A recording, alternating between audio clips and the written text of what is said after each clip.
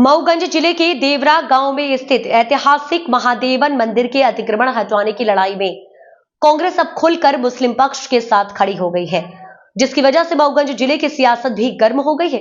इस पूरे मामले को लेकर हिंदू समाज के नेता संतोष तिवारी ने कांग्रेस पार्टी और कलेक्टर मऊगंज को आड़े हाथों लिया है। उन्होंने कहा कि मुस्लिम के अतिक्रमण को बचाने के लिए ब्लॉक कांग्रेस हनुमाना के अध्यक्ष नरेंद्र बहादुर सिंह ने हाईकोर्ट में रिट पिटीशन लगाकर स्टे लगवा दिया है। न्यायालय के आदेश को हम सबको इंतजार है और उस पर विश्वास है कि जिसका हम सम्मान करते हैं। अयोध्या, मथुरा और काशी में विवाद उसका प्रमाण है। उन्होंने मऊगंज कलेक्टर को सबसे बड़ा दोषी बताते हुए कहा कि ये कांग्रेस के इशारे पर काम कर रहे हैं, जो कि कांग्रेस से अगला चुनाव लड़ने की तैयारी कर रहे हैं। इस पूरे मामले में जानकार बताते हैं कि विधायक महादेवन मंदिर से अतिक्रमण हटाने की लड़ाई में तब खुलकर सामने आए जब हिंदू समाज ने अगस्त माह में धरना के जरिए मोर्चा खोला। अगस्त में कलेक्टर अजय श्रीवास्तव ने अतिक्रमण हटाने का वादा किया, लेकिन वह वादे से मुकर गए और दोबारा मामला आमरण अनशन से शुरू हुआ। प्रशासन को जब पता था कि आमरण अनशन शुरू हो चुका है और हिंदू समाज के नेता संतोष तिवारी ने भी अपनी चिता भी सजा ली, बावजूद इसके ना तो वह कलेक्टर गए और ना ही एसपी ने जाना उचित समझा, जिसको लेकर हिंदू समाज में आक्रोश देख विधायक मऊगंज भी झारखंड चुनाव से लौटते वक्त पत्नी के साथ अनशन स्थल पर मिलने पहुंचे थे। तो साहब को लेकर तो बिल्कुल लग रहा है कि वो कांग्रेस के प्रत्याशी के रूप में काम कर रहे हैं। उनको लगता है कि वो चुनाव लड़ने की तैयारी में है। उनकी रिश्तेदारी भी है, मुदरिया में है। उनके पूरे रिश्तेदार भी इस तैयारी में लग गए हैं। उनके एक रिश्तेदार को अपना निसचिव भी बना लिए हैं और चारों तरफ जिस तरह से उनके रिश्तेदारों के द्वारा उनके द्वारा पूरे जिले में अराजकता का माहौल फैलाया जा रहा है, इससे ऐसा लग रहा है कि वो अपने चुनाव की तैयारी में लग गए हैं कलेक्टर साहब। ऐसा लगता है कांग्रेस से उनको टिकट मिलने वाला है, इसलिए खुलकर वो कांग्रेस का सपोर्ट करते हैं और जो कांग्रेस के प्रत्याशी, कांग्रेस के लोग जो कहते हैं वही वो करते हैं। महादेवन मंदिर का मामला हाई कोर्ट में पहुंच चुका है।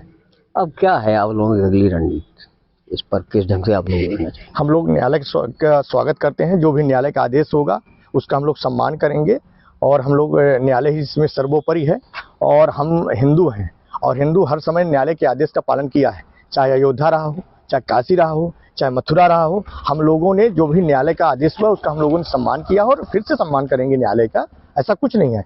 लेकिन जिस तरह से कांग्रेसियों ने दिखा दिया कि हम सनातनियों के विरोधी हैं, हिंदुओं के विरोधी हैं, तो सत्य साबित हो रहा है। अब ये बताइए, हम खेत में गेहूं बोते हैं तो चने की उम्मीद कैसे करते हैं? खान का लड़का अगर गांधी लिख दे तो क्या वो सनातनी हो जाएगा? वो इस बात से स्पष्ट है कि जब 2017-18 में मुसलमानों ने मिश्रा तहसीलदार को घसीट कर मारा तो यही कांग्रेस के प्रत्याशियों कांग्रेसियों ने यहाँ धरना प्रदर्शन करने मऊगंज थाने में गए थे। और इस बार महादेवन का जब मुद्दा उठा तो कांग्रेस का ब्लॉक का अध्यक्ष सीधे पहुंच गया हाई कोर्ट। तो ये तो सनातनियों के विरोध शुरू से षड्यंत्र रचते हैं। और देखिए, जो दंगे की बात ये लोग कर रहे हैं कि विधायक ने दंगा करवाया है। विधायक तो 19 तारीख को अपनी पत्नी को लेकर रास्ते से गुजर रहे थे तो उन्होंने कहा कि हिंदू लोग यहाँ धरना प्रदर्शन कर रहे हैं तो हम उनसे मिल लेते हैं। और जैसे मिलने गए तो सर पाकिस्तान के नारे लगने लगे, इधर से भी लोग दौड़ के पहुंच गए। विधायक का भी जाना चाहिए, वो क्षेत्र के विधायक हैं।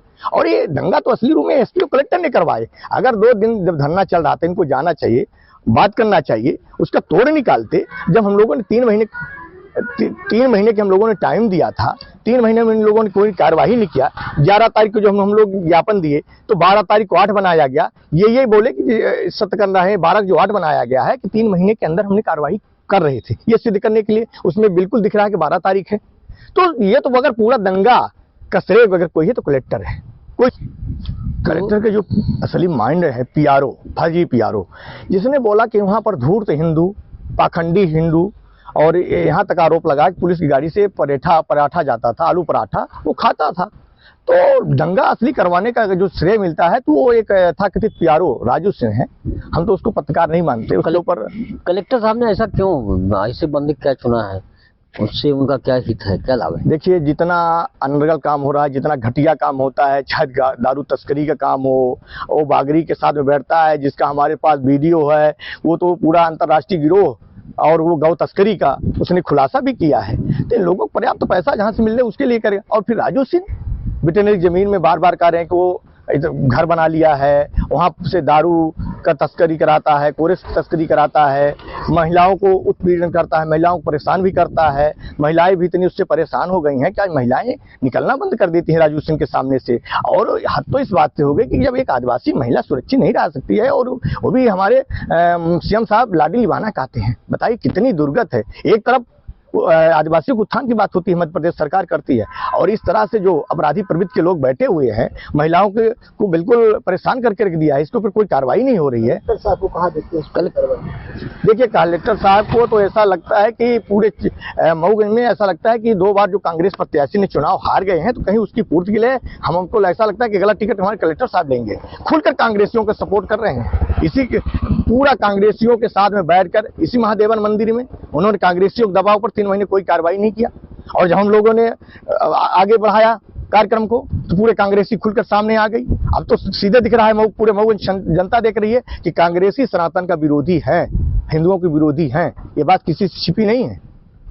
और हम लोग बिल्कुल विधायक जी का साथ देंगे, क्योंकि उन्होंने हिंदू के सम्राट हैं। हम लोग अपना हिंदू का सम्राट मानते हैं, हार मानने वाले नहीं है, लेकिन न्यायालय के आदेश का हम लोग पालन करेंगे, सम्मान करेंगे। मतलब आपका कहना है अगला चुनाव जो होगा तो भाजपा वर्सेज या प्रदीप पटेल वर्सेज अजय श्रीवास्तव जी? हाँ, ऐसा हो सकता है, बिल्कुल ऐसा जैसे वो कार्य कर रहे हैं। कांग्रेस का प्रत्याशी बनता है, बैठ जाता है 2 घंटे के लिए, सचिव हटा देते हैं, कांग्रेस प्रत्याशी जो बोलता है उसके इशारे पर पूरी कार्रवाई कर रहे हैं। तो इससे तो स्पष्ट हो रहा है कि चुनाव की तैयारी में वो लगे हुए हैं। अब वो कहाँ तक सफल होते हैं, कहाँ तक नहीं सफल होते हैं, तो भगवान मालिक है। कनेक्शन मानते हैं? बिल्कुल कनेक्शन है। अरे पूरे मऊगंज में जिस तरह से